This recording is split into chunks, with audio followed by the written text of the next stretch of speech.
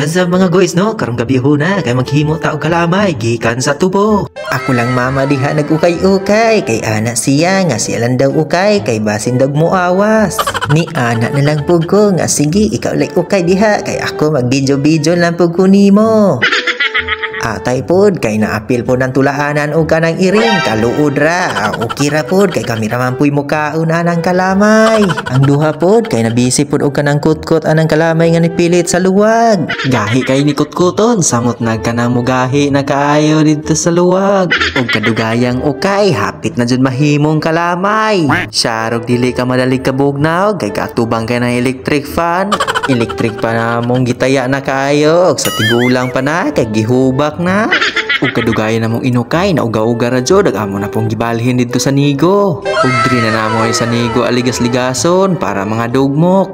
Kay inig di man gud nimo dugmokon og ayo, mura man gug bato ini kagahi, gahi kaayo. Ug kadugayan namong dugmok-dugmok, nakalamay ra jud ang resulta. Alisod pod no, og kalamay sa una tapos ang resulta kay nahimo ng asin. So kalamay jud na ang resulta. Sama ni ay akong tingog galangi. Inlang tataman kaya akong tingog perti nang basaa.